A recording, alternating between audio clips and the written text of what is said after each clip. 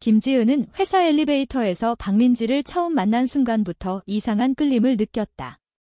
그날 아침, 지은은 서둘러 출근하던 중 엘리베이터가 열리자 민지가 들어오는 걸 봤다. 민지는 26살, 마케팅팀 신입으로 들어온 지 한 달밖에 안 됐지만 이미 팀 내에서 주목받는 존재였다. 그녀의 짧은 머리와 날카로운 눈빛, 그리고 웃을 때 드러나는 자신감 넘치는 미소가 지은의 시선을 사로잡았다. 지은은 28살, 이미 팀장으로 자리 잡은 베테랑이었지만 그날 이후로 민지가 자꾸만 머릿속에 맴돌았다. 그냥 동료일 뿐이야. 지은은 스스로를 타이르며 애써 무시하려 했지만 점심시간에 우연히 마주칠 때마다 가슴이 뛰는 걸 막을 수 없었다. 그날 밤, 지은은 집으로 돌아와 침대에 누워 천장을 바라봤다. 결혼 압박이 점점 심해지는 부모님의 전화가 떠올랐다. 지은아, 너도 이제 30 다 됐는데 언제까지 일만 할 거야? 좋은 남자 소개해줄까? 어머니의 목소리가 귓가에 맴돌았다. 지은은 한숨을 쉬었다. 그녀는 대학 시절부터 남자친구를 사귀어 본 적이 없었다. 아니, 솔직히 말하면 남자에게 관심이 없었다. 친구들은 그녀를 질 중독자라고 놀렸지만 지은은 자신의 감정을 숨기고 있었다. 동성애자라는 사실을 인정하기 두려웠다. 한국 사회에서 특히 보수적인 가정에서 자란 그녀에게 그건 금기였다. 내가 왜 이래? 지은은 베개를 끌어안고 눈을 감았다. 다음 날 회사에서 민지가 지은의 책상으로 다가왔다. 팀장님, 주말에 제 별장으로 놀러 오실래요? 친구들 몇 명 초대했어요. 휴식 좀 취하세요. 민지의 제안은 갑작스러웠다. 별장은 강원도에 있는 가족 별장이라고 했다. 지은은 망설였다. 주말을 혼자 보내는 게 익숙했지만 민지의 눈빛이 그녀를 흔들었다. 좋아, 갈게의 지은은 대답하며 속으로 후회할지도 모른다고 생각했다. 주말이 되자 지은은 차를 몰고 강원도로 향했다. 산길을 오르며 그녀는 긴장감을 느꼈다. 별장에 도착해 문을 두드리자 문이 열리고 예상치 못한 사람이 나타났다. 민지의 아버지였다. 누구세요? 그의 목소리는 차가웠다. 지은은 당황했다. 민지 씨가 초대해서 말이 채 끝나기도 전에 민지의 아버지는 문을 쾅 닫고 안으로 들어갔다. 그 순간 지은의 휴대폰에 민지의 메시지가 왔다. 미안해요, 팀장님. 아버지가 갑자기 오셨어요. 들어오세요. 지은은 문을 밀고 들어갔다. 별장 안은 따뜻한 분위기였지만 공기가 무거웠다. 민지는 부엌에서 나와 지은을 맞이했다. 죄송해요. 아버지가 갑자기 오실 줄 몰랐어요. 민지의 목소리에 불안이 스며들었다. 지은은 고개를 저으며 웃으려 애썼다. 하지만 민지의 아버지, 박 회장은 소파에 앉아 지은을 노려보고 있었다. 그는 대기업 임원으로 퇴직한 사람으로 보수적인 가치관으로 유명했다. 민지야, 이 사람이 내 상사냐? 그의 질문에 민지는 고개를 끄덕였다. 저녁 식사가 시작되자 분위기는 더 어색해졌다. 박 회장은 지은에게 물었다. 결혼은 했나? 지은은 사직요라고 대답하며 불편함을 느꼈다. 민지는 조용히 앉아 있었다. 식사 중 민지가 지은의 손을 스치듯 만지자 지은의 심장이 요동쳤다. 하지만 박 회장의 시선이 그걸 포착한 듯 했다. 그 밤, 지은과 민지는 별장 테라스에서 이야기를 나눴다. 팀장님, 저 사실 팀장님께 관심 있어요. 민지의 고백은 직설적이었다. 지은은 충격받았다. 그녀의 감정이 상호적이었다는 사실에 기쁨과 두려움이 교차했다. 나도. 너한테 끌려. 지은의 대답에 민지는 미소 지었다. 둘은 손을 잡고 밤하늘을 바라봤다. 하지만 그 순간 문이 열리고 박 회장이 나타났다. 민지야, 이게 무슨 짓이야? 그의 외침이 별장을 울렸다. 그는 민지의 손을 잡아 끌며 지은을 노려봤다. 너 같은 사람이 우리 딸을 꼬드긴 거냐? 지은은 얼어붙었다. 그 밤, 모든 게 무너지기 시작했다.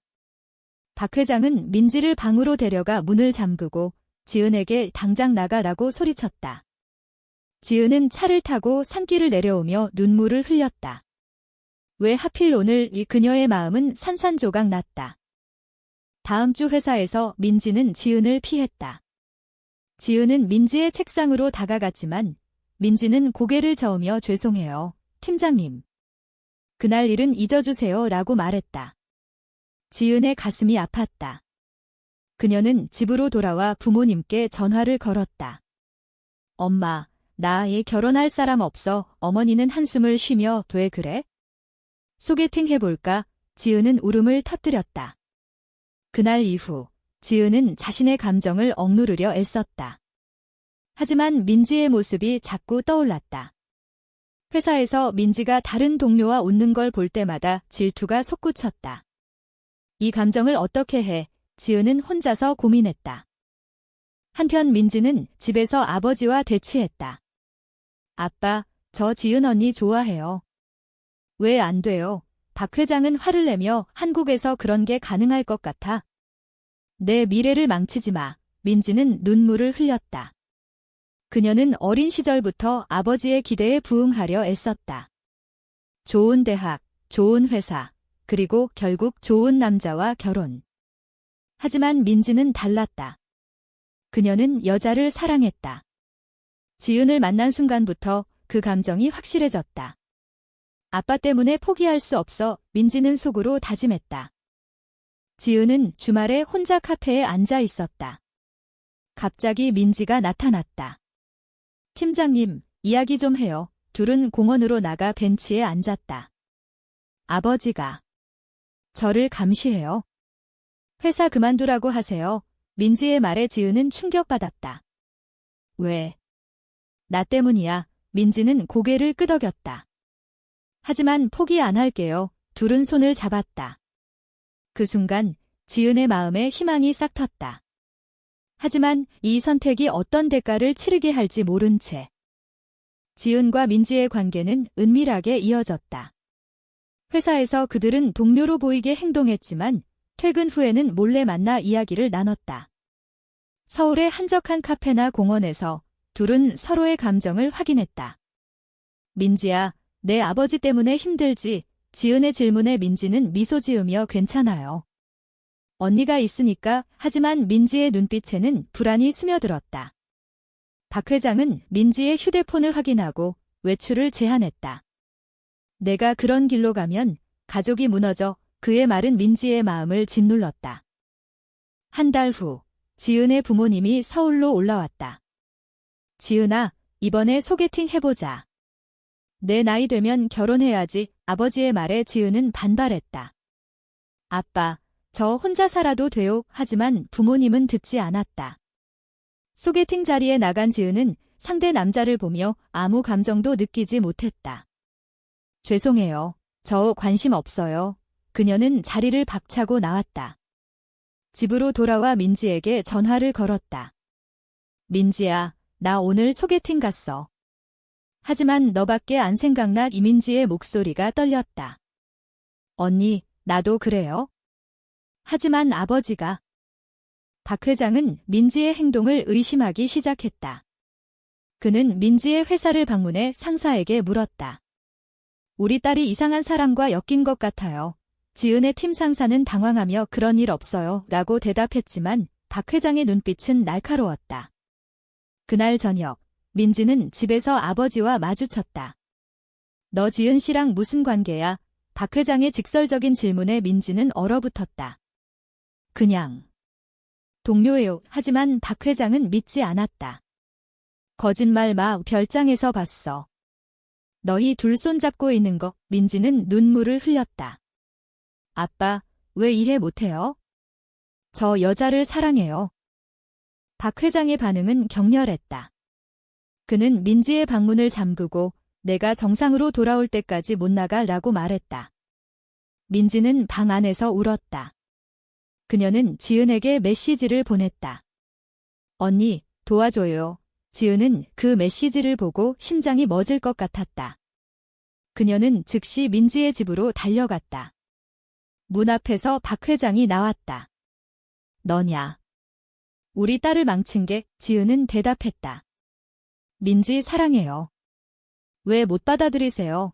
박 회장은 화를 내며 한국 사회에서 그런 게 용납될 것 같아. 내 부모님은 알아. 지은은 침묵했다. 그녀의 부모님은 아직 모르고 있었다. 그날 밤, 지은은 부모님께 고백했다. 엄마, 아빠. 저 여자를 좋아해요. 어머니는 충격받아 울음을 터뜨렸다. 지은아, 그게 무슨 소리야? 치료받아야 해. 아버지는 고개를 저으며 가족의 수치야. 당장 그만둬. 지은은 집을 나와 호텔로 갔다. 그녀의 마음은 산산조각 났다. 왜 사랑이 죄가 돼? 다음 날 회사에서 민지가 나타나지 않았다. 지은은 불안해하며 민지의 집으로 갔다. 박 회장이 문을 열었다. 민지는 병원에 있어? 내 탓이야. 지은은 충격받았다. 민지가 정신과 병원에 강제 입원된 거였다. 민지는 병원에서 약을 먹으며 지내야 했다. 아빠, 제발. 그녀의 호소는 무시됐다. 박 회장은 내가 정상으로 돌아오면 풀어줄게 라고 말했다. 민지는 지은을 생각하며 버텼다. 한편 지은은 친구에게 도움을 청했다. 민지를 구해야 해. 친구는 법적으로 어렵다. 성인인데 가족이 동의하면 지은은 포기하지 않았다. 그녀는 변호사를 찾아갔다. 강제 입원은 불법일 수 있어요. 변호사의 말에 희망이 생겼다. 2달 후, 지은은 민지의 병원을 방문했다. 몰래 만난 둘은 눈물을 흘렸다. 언니, 나 여기서 나가고 싶어. 민지의 말에 지은은 기다려. 구할게 하지만 박 회장이 나타나 지은을 쫓아냈다. 다신 오지 마. 지은은 회사에서 해고 통보를 받았다. 박 회장의 영향력 때문이었다. 이제 어떻게 해? 지은은 절망했다. 그녀의 부모님은 연락을 끊었다. 내가 그런 길로 가면 우리는 없어. 민지는 병원에서 탈출을 시도했다. 밤에 창문을 넘어 나왔지만 곧 잡혔다.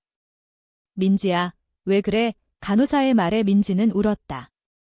사랑 때문에요. 박 회장은 더 엄격해졌다. 그는 민지에게 결혼할 남자를 소개할게. 그럼 풀어줄게 라고 말했다. 민지는 거부했다. 싫어요. 그녀의 반항은 아버지의 화를 키웠다. 지은은 새 직장을 구하려 애썼지만 소문 때문에 어려웠다. 그 여자, 레즈비언이래. 동료들의 수군거림이 들렸다. 지은은 사회의 시선을 실감했다. 왜 우리 사랑이 잘못된 거지? 그녀는 블로그에 익명으로 글을 썼다. 동성애는 죄인가? 그 글은 온라인에서 논란을 일으켰다. 민지의 입원이 길어지자 지은은 행동에 나섰다. 그녀는 LGBT 지원 단체를 찾아갔다. 도와주세요. 제 연인이 강제 입원됐어요. 단체 상담원은 가족의 동의가 있으면 어렵지만 법적 절차를 밟아보죠. 지은은 서류를 준비했다. 한편 민지는 병원에서 약의 부작용으로 고통받았다. 언니 생각만 해. 그녀는 일기를 쓰며 버텼다. 박 회장은 민지의 상태를 확인하며 곧 나아질 거야 라고 믿었다. 하지만 그의 마음속에는 죄책감이 싹 텄다. 내가 너무한가? 지은의 부모님이 연락 왔다. 지은아, 집에 와. 이야기하자. 지은은 집으로 갔다. 어머니는 울며 내가 왜 그래? 우리가 잘못 키웠나? 지은은 덤마. 이게 제 본 모습이에요. 받아주세요. 아버지는 침묵하다 말했다. 사회가 안 받아줄 텐데. 지은은 그래도 사랑해요 라고 대답했다. 부모님의 태도가 조금 누그러졌다. 생각해볼게. 민지의 탈출 시도가 실패한 후 박 회장은 그녀를 집으로 데려왔다. 하지만 감시는 계속됐다. 민지야, 내가 정상으로 돌아오면 자유 줄게. 민지는 아빠, 정상이란 게 뭐예요? 사랑하는 게 비정상이에요. 박 회장은 대답하지 못했다. 그는 과거를 떠올렸다. 자신의 누나가 비슷한 이유로 가족에게 버림받았던 일, 나는 다르게 할게 라고 생각했지만 사회의 압력이 그를 짓눌렀다. 지은은 민지에게 몰래 편지를 보냈다. 기다려. 곧 만날게. 민지는 그 편지를 읽으며 힘을 얻었다. 회사에서 지은은 새 직장을 찾았지만 급여가 적었다. 이게 대가야, 그녀는 생각했다. 친구들이 그녀를 피하기 시작했다. 너 때문에 우리도 이상하게 봐해. 지은은 고립감을 느꼈다. 박 회장은 민지에게 소개팅을 주선했다. 이 남자 만나봐. 좋은 사람이야. 민지는 만났지만 아무 감정 없었다. 죄송해요. 그녀는 자리를 떴다. 집에 돌아와 아버지와 대치했다. 아빠, 왜 강요해요? 제 행복은요. 박 회장은 내 행복. 사회에서 버림받는 게 행복이야. 민지는 아빠의 행복은 뭐예요? 가족을 억압하는 거. 그 말에 박 회장은 충격받았다. 지은은 단체와 함께 시위를 준비했다. 강제 입원 반대, 온라인에서 지지자들이 모였다. 민지는 그 소식을 듣고 희망을 가졌다. 언니가 나를 위해. 그녀는 아버지에게 말했다. 아빠, 제발 풀어주세요. 박 회장은 망설였다. 그의 친구들이 요즘 시대가 변했어 라고 조언했다. 마침내 지은은 민지의 집 앞에서 기다렸다. 민지가 나왔다. 언니, 둘은 포옹했다. 하지만 박 회장이 쫓아왔다. 민지야, 돌아와. 지은은 선생님, 제발 이해해주세요. 박 회장은 너희 때문에 우리 가족이. 그의 눈에 눈물이 고였다. 그 순간 민지의 어머니가 나타났다. 여보, 그만해. 민지가 행복하면 돼. 어머니의 말에 박 회장은 무너졌다. 하지만 행복은 오래가지 않았다. 지은의 부모님이 반대했다. 결혼은 안 돼. 지은은 결혼 안 해도 돼요? 그냥 함께 할게요. 부모님은 사회가 안 받아줘. 지은은 포기하지 않았다. 민지와 지은은 함께 살 집을 구했다. 우리만의 공간. 하지만 이웃들의 시선이 따가웠다. 저 집에 여자 둘이 사네. 민지는 회사에 복귀했다. 하지만 동료들의 수군거림이 들렸다. 민지, 너 레즈비언이야. 민지는 당당히 네, 왜요? 라고 대답했다. 그 용기에 지은은 감동받았다.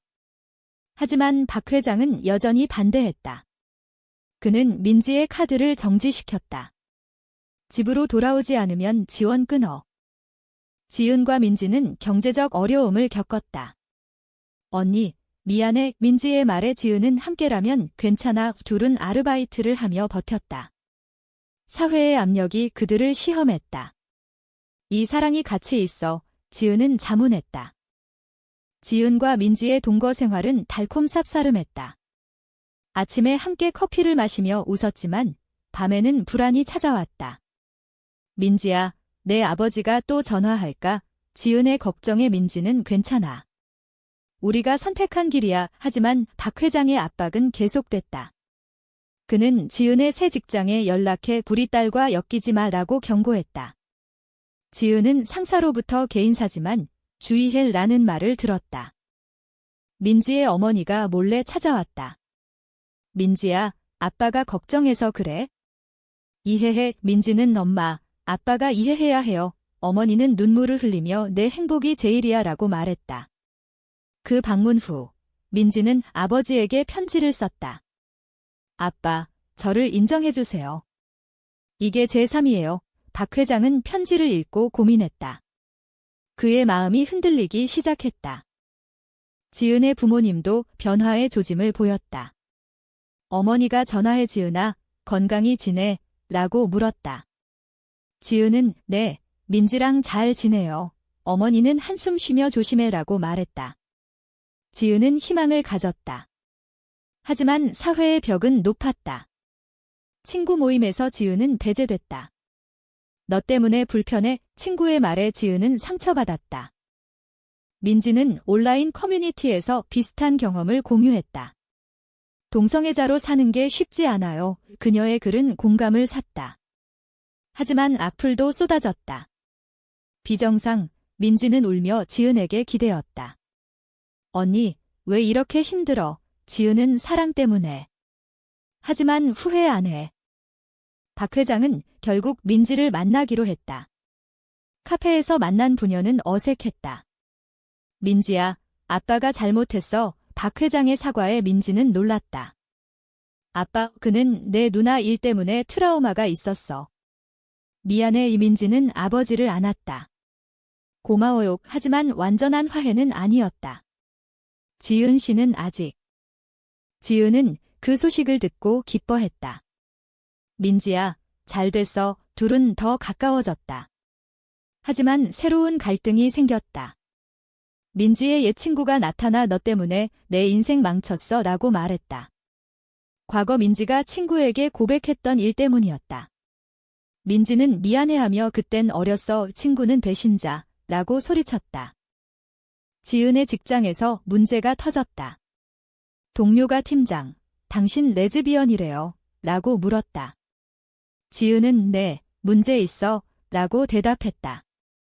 하지만 승진 기회가 사라졌다. 이게 대가야. 지은은 생각했다. 그녀는 퇴사했다. 새 출발하자. 민지와 지은은 작은 사업을 시작했다. 카페를 열었다. 우리 사랑의 공간. 하지만 손님이 적었다. 저기 레즈 커플이래. 소문 때문이었다. 둘은 포기하지 않았다. 온라인 마케팅으로 손님을 끌었다. 서서히 성공했다. 박 회장이 카페를 방문했다. 민지야, 잘 지내? 그는 지은에게 미안해라고 말했다.